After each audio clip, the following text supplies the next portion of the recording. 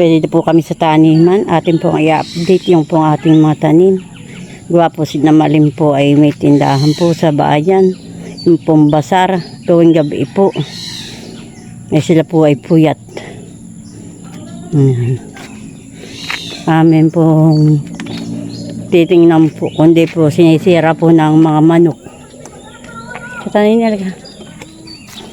Ito pong mga huli pong tanim. Nabaw, yung pong sitaw. Tubo na po. Yan po yung mga huli pong tanim. Ako nga po pala nang hingi po doon po kay Tia Arlene po ng Balanoy. Akin pong itatanim. Ulputan na po yung mga kamuti. Yan. Akin po lang bibisitahin. Hindi na po ako magdidilig. At kahapon po ay akin po dinilig. Bahay magaganda na po ang aming mga sili. Kaya pong buhay na po. Hindi ko po gagahukin. At ang aming pong kalabang po dito ay mga sisi po yung pong mga manok. Malalago na po. Ang sitaw, nakipagasi gagapang na po. Dapat nga po itong talong ay akin pong gagahukin. Ang puno. Hindi ko po magagahok at baka po kagkagin nga po ng mga manok.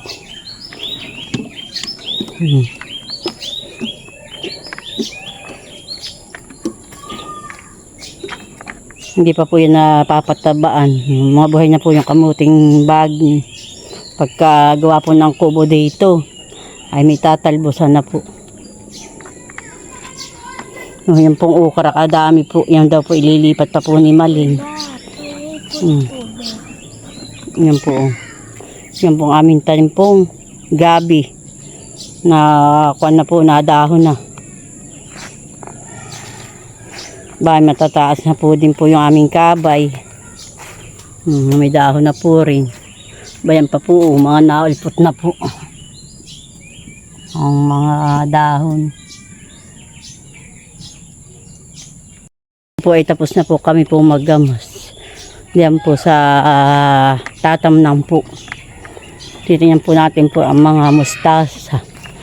Po saka po yung pichay. Abay, madami na pong putok. Yan po yan po mga may dahon po, yan po maliliit. Ayan po yung mustasa.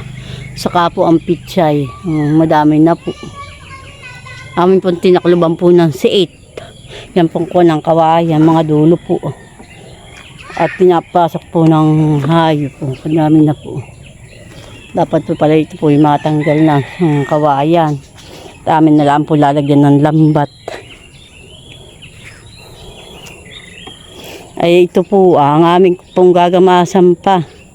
Ito daw pong pagtatayuan po ng kubo. Ito na lang po naman kakaunti na po iyan. Pero po dito po ito po malinis na. Wala na pong damo.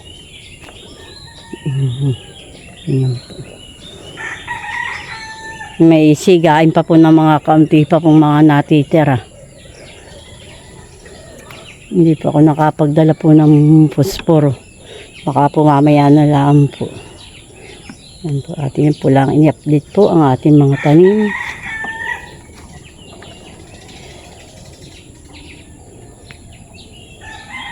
Ako naman ay ngayon po ay magpapalan po ng boto po ng kalabasa.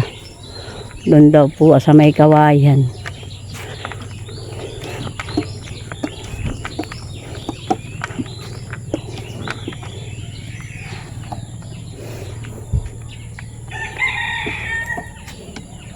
Doon po pala sa may San Fernando po.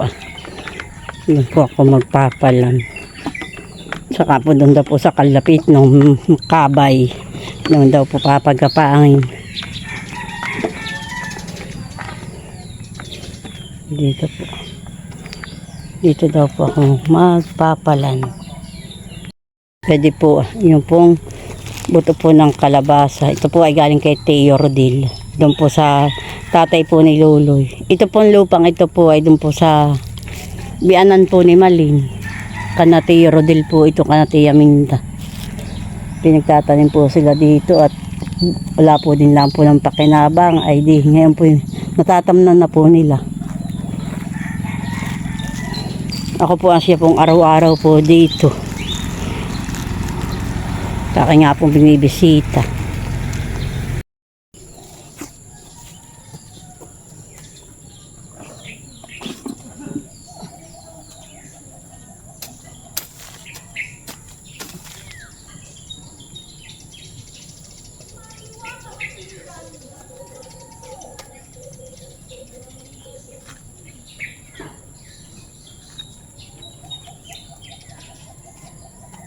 Tayo po ay magtatanto ng unang kalabasa.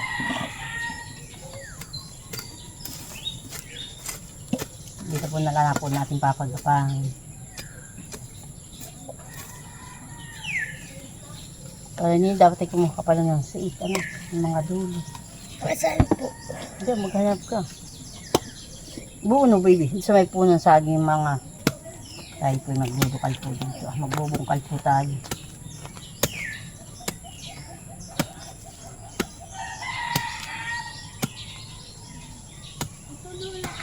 Oo, dalang po dito. Tatampuputal po dito. Tatang ay ubsok.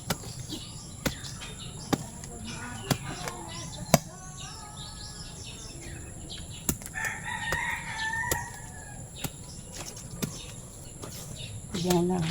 Mamaya ko pagpatuloy ng anak diyan lang.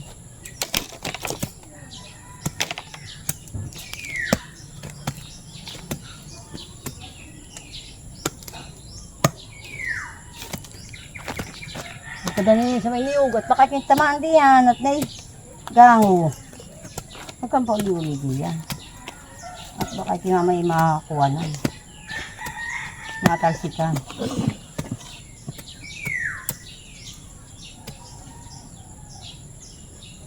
Dahil po maglalagay. Ito po yakan pong babasain. Ako po hindi po ngayon magdidilig at umulan po naman. Kagabi. Hindi po umulan po ako magbibili.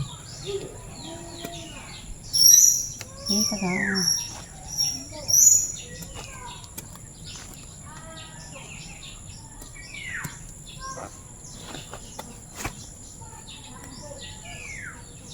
Bibi. Lola. Ano po? Si Tita Malin. Lola Malin. Lola Malin. O ano po? Pupunta rin dito. Hindi po. Sila may tindaan. Kaya kataan mo na mga kukuha mag-intindi. Ano naman.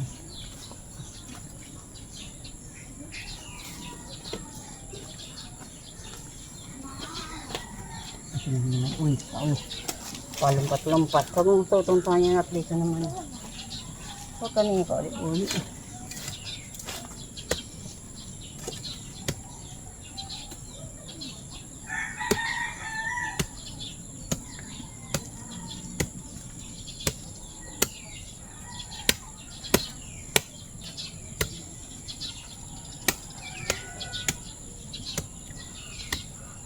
Yakin pong dinudukan.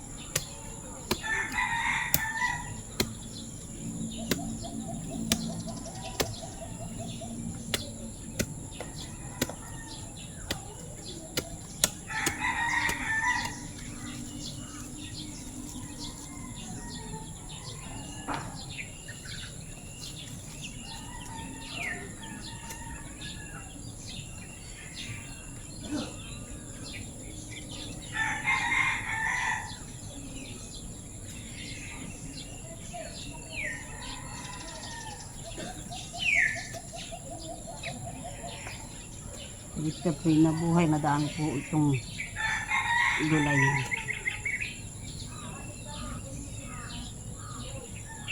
Hindi po makakapagbinta pa.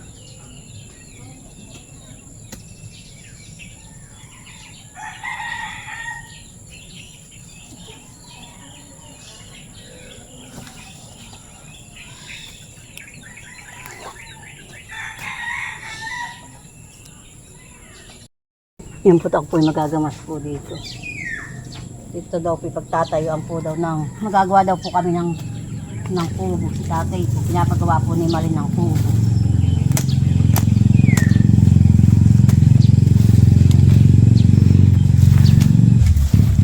Ito na lang po naman ang gamasin po namin. Ito po pagtatayuan po ng kubo.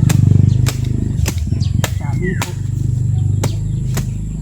Ito sa amin po lang nililisan. Tayo po magsilimpit. Sino po kayo nakikita.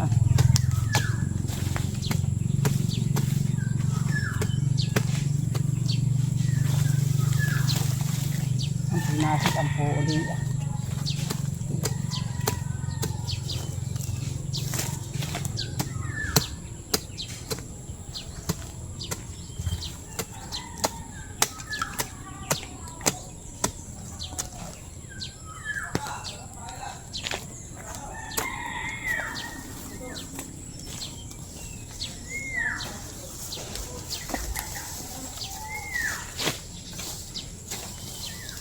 Dito po nakapagdala niyo ng puro. Bakit ang naasidan?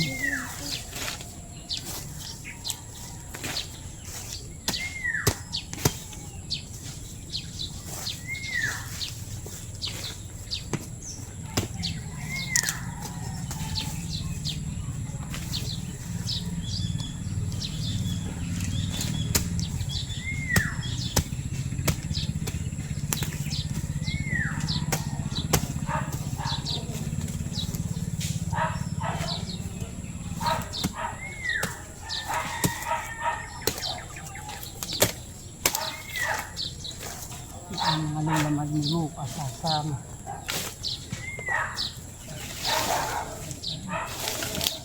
Nalagyan ng lambat yung mustasa. Madami ng tubo. Kakadtagin ng manok yan.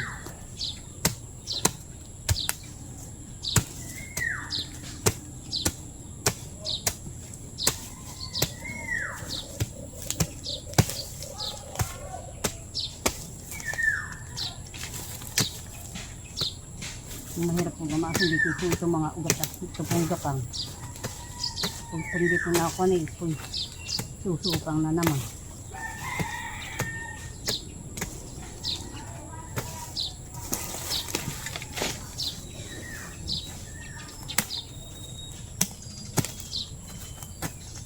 Hindi ako nakapagdala ng bangkay. Ito na yun. Repo na tataga na pati ako. Bakit sa binti. Mga naman ang aking isang isa.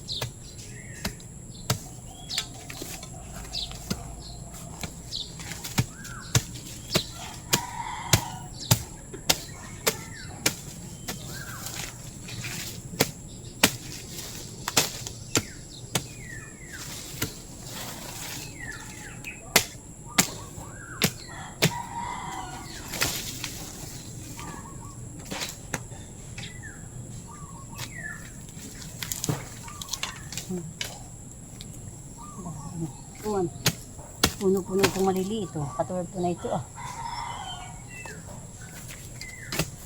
Ugat-ugat.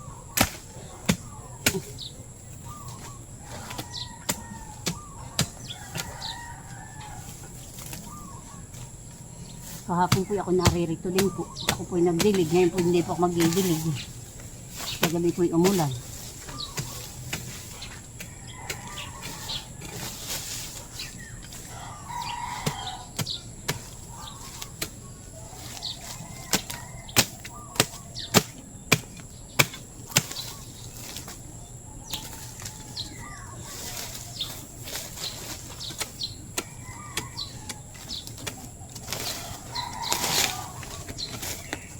Masusunod ko pati ako sa mga. Hindi, huwag kang pauli-uli.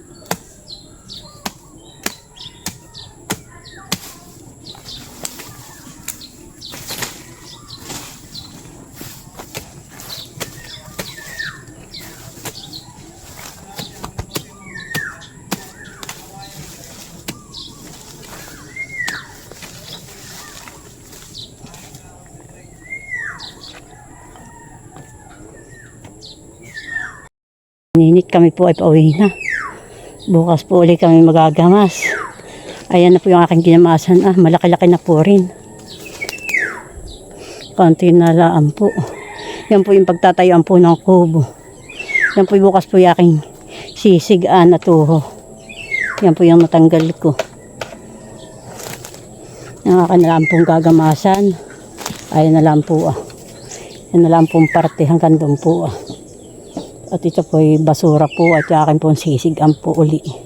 Para po siya ay luminis. Dito po yung malaki pa. Ito po yung hanggang dulo po. Ito po naman ay doon sa kapatid po ng tatay ni Luloy. Diyan po sa bandang dulo, kapartida po. Pero po yung amin pong tatabsan din muna. At hindi pa po naman nila gamit. Amin po munang pagtatatamnam po ng mga gulay. Maigpot na hawanan po. Ayan. Yan po naman kabakay doon po sa kabilang may-ari po. Siya pong malinis po ito. Madami na pong nagagamas ng kanila pong mga kalapit. Para pong sila nagtatanim na din po. Sapol po nung kami po ay nagtatanim. Nagtatanim na po sila.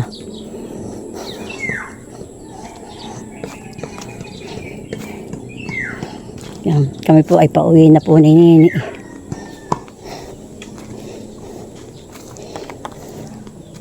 Kata Nini, kami po ay pauwi na.